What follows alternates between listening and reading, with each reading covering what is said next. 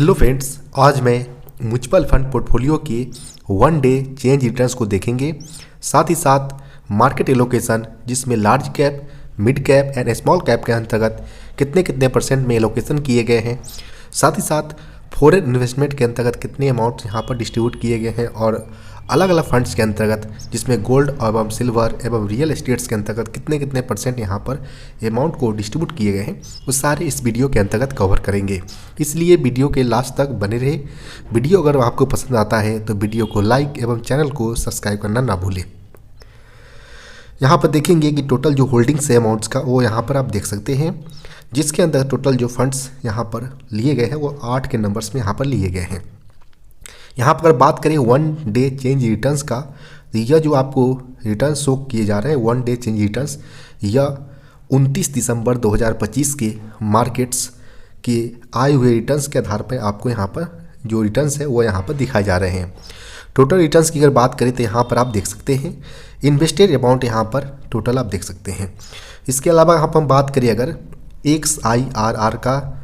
XIRR जो होता है वह extended internal rate of returns को शो करता है, जो कि दो प्रकार के होते हैं। एक लाइफ टाइम होता है, सेकेंड यहाँ पर एक्टिव होते हैं। लाइफ टाइम की अगर बात करें तो यह जब से आपके द्वारा मेरे द्वारा इन्वेस्टमेंट शुरू किए गए हैं इस दौरान से कितने अमाउंट्स अलग अलग टाइम फ्रेम में इन्वेस्ट किए गए हैं और अलग अलग टाइम फ्रेम्स के अंतर्गत रिडीम्स किए गए अमाउंट्स को सारे को एक साथ यहाँ पर एलिब्रेट करके जो परसेंट यहाँ पर शो करते हैं वह यहाँ पर लाइफ टाइम XIRR यहाँ पर होते हैं, जो कि यहाँ पर 5.25% यहाँ पर है। इसके अलावा सेकेंड जो यहाँ पर है एक्टिव XIRR, वह यहाँ पर करेंट में लिए गए होल्डिंग्स का यहाँ पर रिटर्न शो करता है, जो कि 11.81% यहाँ पर है। यहाँ पर बात करें अलग अलग फंड्स जो है टोटल 8 के नंबर्स में, इसमें अगर बात करें इन्वेस्टेड अमाउंट्स का, तो इसमें पहले नंबर पर Nippon India multi asset allocation fund direct growth यहाँ पर है। मल्टी एसेट एलोकेशन फंड जो होता है वह अलग अलग एसेट्स का यहाँ पर कंबाइंड फंड्स होते हैं, जिसमें equity, debts, gold silver, real estate एवं डेब्ट्स जैसे पोर्शंस होते हैं। इसके अलावा कुछ पोर्शन जो होता है वो फॉरेन कंट्री के जो स्टॉक्स होते हैं उसमें यहाँ पर एक्सपोजर लिया जाता है फंड्स के द्वारा, ताकि जब भी मार्केट्स कोई पार्टिकुलर किसी रीजन से यहाँ पर डाउनफॉल होते हैं तो अलग किसी दूसरे कंट्री के जो स्टॉक्स होते हैं वहाँ पर बैकअप सपोर्ट यहाँ पर एक प्रोवाइड कराया जा सके। इसलिए यहाँ पर इस प्रकार के जो एसेट एलोकेशन होते हैं वो मल्टी एसेट के अंतर्गत किए जाते हैं। मेनली मेरे द्वारा 3 मल्टी एसेट्स एलोकेशन फंड्स का यहाँ पर लिए गए हैं। एक यहाँ पर निपॉन इंडिया है, सेकेंड यहाँ पर DSP multi asset allocation fund है, थर्ड यहाँ पर वाइट ऑक capital multi asset allocation fund यहाँ पर है। इसके अलावा एक मेरे द्वारा पराग पारिक का flexi cap fund direct growth लिया गया है। फ्लेक्सी कैप जो होता है वो लार्ज कैप, मिड कैप एवं स्मॉल कैप का एक्सपोजर यहाँ पर देता है। साथ ही साथ पराग पारिक की अगर बात करें फ्लेक्सी कैप का की यहाँ पर जो विशेषता का, तो इसमें इक्विटी के अलावा जो कुछ पोर्शन है वो डेब्ट्स, हेजेज इक्विटी और रियल एस्टेट जैसे एसेट्स के अंतर्गत भी यहाँ पर अमाउंट को इन्वेस्ट किए गए हैं। इसके अलावा एक जो यहाँ पर फंड है मेरे द्वारा लिए गए हैं वो इडलविस US technology equity fund of fund direct growth है। जो इडलविस US टेक्नोलॉजी फंड जो है, जो अपना अमाउंट जो है वह US बेस्ड जो यहाँ पर JP मॉर्गन फंड्स है उसमें अपना यह अमाउंट को एक्सपोजर लेते हैं, इन्वेस्ट करते हैं, तो इसलिए यह फंड जो है वो फंड ऑफ फंड की कैटेगरी में आता है। इसके अलावा दो जो यहाँ पर फंड लिए गए वो डेब्ट फंड है, जिसमें Nippon India short duration fund direct growth है, और सेकंड यहाँ पर ICICI प्रूडेंशियल क्रेडिट रिस्क यहाँ पर फंड यहाँ पर आपको बताए जा रहे हैं। इसके अलावा टैक्स सेविंग के लिए यहाँ पर SBI ELSS tax saver fund direct growth यहाँ पर है, जो कि टैक्स सेविंग के लिए है। सबसे पहले जो इन्वेस्ट हमारे द्वारा किया गया था वह पराग पारिक फ्लेक्सी कैप और SBI ELSS tax saver fund के अंतर्गत किया गया था। इसलिए यहाँ पर दोनों के अंतर्गत आप रिटर्न्स यहाँ पर और अदर जो हमारे लिए गए फंड्स के मुकाबले यहाँ पर जो रिटर्न्स है वो ज़्यादा यहाँ पर आपको दिख रहा होगा। अगर बात करें वन डे चेंज रिटर्न्स का, तो यह 29 दिसंबर 2025 के आए हुए रिटर्न्स को यहाँ पर बताए जा रहे हैं, जिसमें यहाँ पर आप निपॉन इंडिया, चूँकि मार्केट जो यहाँ पर था जो कमोडिटी सेक्शन जिसमें गोल्ड एवं सिल्वर्स का जो यहाँ पर रैली था वो थोड़ा सा यहाँ पर डाउनफॉल होते हुए देखा गया था 29 दिसंबर 2025 के यहाँ पर सिनारियो में। तो यहाँ पर आप देख सकते हैं कि जो यहाँ पर जो रिटर्न्स जो निकल कर आ रहा है वह यहाँ पर नेगेटिव में सारे यहाँ पर आपको देख पा रहे हो। चूँकि यह इडलबीस यूएस टेक्नोलॉजी फंड है जो कि यूएस बेस्ड फंड है, तो इसमें कुछ रिटर्न जो है वो पॉजिटिव में है। इसके अलावा डेब्ट फंड यहाँ पर पॉजिटिव में है। इसके अलावा टैक्स सेविंग फंड भी यहाँ पर इंडियन इक्विटी मार्केट को फॉलो करता है, तो इसलिए यहाँ पर भी रिटर्न जो निकल कर आया वो नेगेटिव फॉर्म में निकल कर आया है।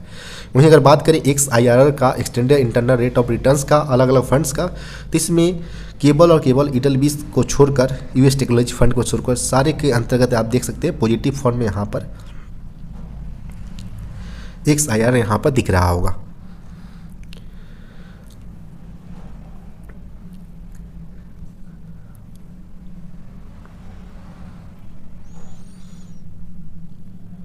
इसके अलावा यहाँ पर बात करें इक्विटी एसेट एलोकेशन फंड का, जिसमें मार्केट के आधार पर, मार्केट कैप के आधार पर देखें अगर, तो करेंट मार्केट सिनारियो के अंतर्गत जो यहाँ पर लार्ज कैप के अंतर्गत 79.44% का एक्सपोजर यहाँ पर लिए गए, जो कि काफ़ी हाईली यहाँ पर एक मार्केट सिचुएशन के देखते हुए यहाँ पर अलग अलग फंड्स के द्वारा हाईली यहाँ पर एक्सपोजर लिया गया लार्ज कैप के अंतर्गत। मिड कैप की अगर बात करें तो 12.67% का है और स्मॉल कैप के अंतर्गत 7.89% का यहाँ पर एक्सपोजर लिए गए हैं। इसके अलावा सेक्टर वाइज अगर देखें तो फाइनेंशियल सेक्टर के अंतर्गत 28.65% का, टेक्नोलॉजीज़ के अंतर्गत 16.63% का, कंज्यूमर डिस्क्रिशनरी की अगर बात करें तो 11.99% और एनर्जी एंड यूटिलिटीज़ की अगर बात करें तो 7.68% का एक्सपोजर यहाँ पर लिए गए हैं। इसके अलावा अगर बात करें मटेरियल्स का तो 5.99% का एक्सपोजर यहाँ पर मटेरियल्स के अंतर्गत भी यहाँ पर लिए गए हैं। इसके अलावा अगर बात करें कंज्यूमर स्टेपल्स की अगर बात करें तो 5.45%, इंडस्ट्रियल की अगर बात करें तो 4.95% का एक्सपोजर यहाँ पर टोटल होल्डिंग्स का लिए गए हैं। हेल्थ केयर की अगर बात करें यहाँ पर तो 4.57% और वहीं रियल एस्टेट की अगर बात करें तो यहाँ पर 0.75% का एक्सपोजर यहाँ पर रियल एस्टेट्स के अंतर्गत भी लिए गए हैं, जबकि कुछ अनस्पेसिफाइड है जिसमें 0.18% का एक्सपोजर यहाँ पर टोटल होल्डिंग्स का यहाँ पर है, जबकि अदर कुछ छोटे छोटे सेक्टर है जो कुल मिलाकर यहाँ पर परसेंटेज वाइज 13.16% का यहाँ पर एक्सपोजर लिए गए हैं। कंपनी वाइज अगर देखें यहाँ पर तो JP मॉर्गन जो यूएस टेक्नोलॉजी फंड है, जो कि जो इडलबीस यूएस टेक्नोलॉजी फंड के माध्यम से यहाँ पर इस प्रकार के फंड में एक्सपोजर लिया जाता है, जो कि फंड ऑफ फंड्स पर बिहार पर है, तो इसमें टोटल होल्डिंग्स का 7.82% का एक्सपोजर लिए गए हैं। इसके अलावा HDFC बैंक के अंतर्गत 5.41% का एक्सपोजर है। निपॉन इंडिया ETFs गोल्ड बीज के अंतर्गत 3.53% का एक्सपोजर लिया गया है। ETF जो है वह एक्सचेंज ट्रेडेड फंड को रिप्रेजेंट करता है और यह Nippon India multi asset allocation fund के माध्यम से इस प्रकार का जो गोल्ड ETFs है इसमें एक्सपोजर लिए गए हैं। जबकि यहाँ गवर्नमेंट सिक्योरिटीज में 3.49% और ICICI बैंक की अगर बात करें तो 3.28% का एक्सपोजर यहाँ पर लिए गए हैं। यहाँ पर बात करें एक्सिस बैंक के अंतर्गत 2.45%, ICR MSCI वर्ल्ड ETF की अगर बात करें तो MSCI वर्ल्ड ETF जो है एक्सचेंज ट्रेडेड फंड, जो कि यहाँ पर अलग अलग कंट्रीज़ के जो टॉप मोस्ट कंपनीज जो होते हैं, जिसमें जापान, ताइवान, चीन, हांगकांग, US मार्केट जैसे जो कंट्रीज़ हैं, इनके टॉप मोस्ट कंपनीज का एक यहाँ पर ETF तैयार है, उसको यह फॉलो करता है। और इस प्रकार का जो इन्वेस्टमेंट है वह Nippon India multi asset allocation के माध्यम से यहाँ पर किए गए, जिसका टोटल होल्डिंग्स का 2.43% का एक्सपोजर यहाँ पर लिए गए हैं। इसके अलावा अगर बात करें यहाँ पर power grid corporation of India का, तो इसमें 2.39%, भारतीय एयरटेल की अगर बात करें यहाँ पर 2.25% का एक्सपोजर यहाँ पर लिए गए हैं। इसके अलावा कोटक महिंद्रा बैंक की अगर बात करें तो यहाँ पर 2.16% का एक्सपोजर है। ITC की अगर बात करें तो 1.98%, इन्फोसिस की अगर बात करें तो 1.97%, जबकि महिंद्रा एंड महिंद्रा लिमिटेड की अगर बात करें तो टोटल होल्डिंग्स का 1.86% का एक्सपोजर यहाँ पर लिए गए हैं। इसके अलावा आप देख सकते हैं जो अलग अलग यहाँ पर जो स्टॉक्स हैं, इसमें यहाँ पर अलग अलग परसेंट में टोटल होल्डिंग्स का यहाँ पर एक्सपोजर लिए गए हैं। इसके अलावा यहाँ पर अल्फ़ाबेट इंक क्लास ए जो है यह टोटल होल्डिंग्स का 1.57% है और यह US बेस्ड स्टॉक है, तो इसमें यहाँ पर टोटल होल्डिंग्स का 1.57% यहाँ पर लिए गए हैं। जबकि यहाँ पर बात करें DSP गोल्ड ETFs का, तो यह DSP multi asset allocation fund के द्वारा यहाँ पर माध्यम से यहाँ पर 1.53% का एक्सपोजर यहाँ पर लिए गए हैं। इसके अलावा यहाँ पर बात करें माइक्रोसॉफ्ट कॉर्पोरेशन US की अगर बात करें तो इसमें टोटल एक्सपोजर जो है 1.15% का यहाँ पर लिया गया है। जबकि निपॉन इंडिया सिल्वर ETF की अगर बात करें एक्सचेंज ट्रेडेड फंड का, तो यह 1.05% का एक्सपोजर यहाँ पर निपॉन इंडिया जो है मल्टी एसेट एलोकेशन फंड वह सिल्वर ETF के अंतर्गत यहाँ पर लिए हैं। इसके अलावा अगर बात करें हम फॉरेन कुछ स्टॉक्स का जिसमें एक्सपोजर लिए गए हैं मल्टी एसेट एलोकेशन फंड के द्वारा, वो Amazon.com इंक्स USA की अगर बात करें तो इसमें एक्सपोजर 1.02%, मेटा के अंतर्गत 0.99% का एक्सपोजर लिए गए हैं। इसके अलावा यहाँ पर बात करें रिलायंस इंडस्ट्रीज़ के अंतर्गत, वहीं state bank of India, Muthoot finance में अलग अलग यहाँ पर percentage by exposure total holdings का यहाँ पर लिए गए, जो आप देख सकते हैं। इसके अलावा आप बात करें यहाँ पर DSP Nifty 50 equal weight ETFs growth का, तो जो निफ्टी 50 जो वेट होते हैं वो भारत के टॉप मोस्ट 50 कंपनी को रिप्रेजेंट करता है,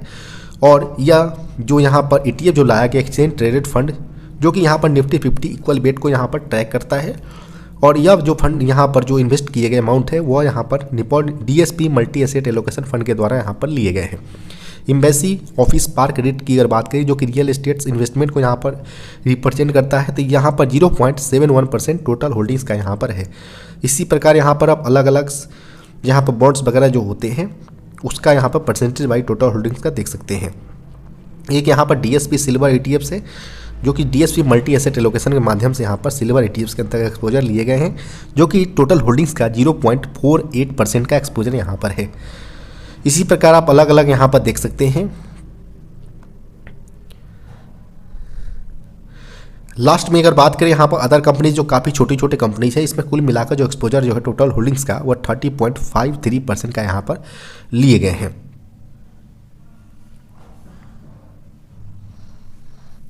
इसके अलावा यहाँ पर बात करें तो कुछ अमाउंट आज 30 दिसंबर 2025 की डेट में यहाँ पर कुछ अमाउंट जो कि मार्केट अभी भी यहाँ पर जो कमोडिटी सेक्शन जो है मल्टी एसेट एलोकेशन फंड के अंतर्गत यहाँ पर अमाउंट इन्वेस्ट किए गए हैं। यहाँ पर बात करें तो निपॉन इंडिया का आप देख सकते हैं इन्वेस्ट किए हुए अमाउंट, ये जो अमाउंट जो इन्वेस्ट किए गए हैं वह 30/12/25 के नेट एसेट वैल्यू NAV के अंतर्गत यह जुड़कर यहाँ पर कल जो आने वाले जो रिटर्न्स होंगे उसमें यहाँ पर आपको दिखने को मिलेंगे किस यूनिट्स पर यहाँ पर यह एलोकेट किए गए हैं या इन्वेस्ट किए गए अमाउंट्स। इसके अलावा यहाँ पर DSP multi asset allocation fund के अंतर्गत टोटल यह अमाउंट यहाँ पर इन्वेस्ट किए गए हैं 30 दिसंबर 2025 के NAV के रिस्पेक्ट में, तो ये आप यहाँ पर देख सकते हैं।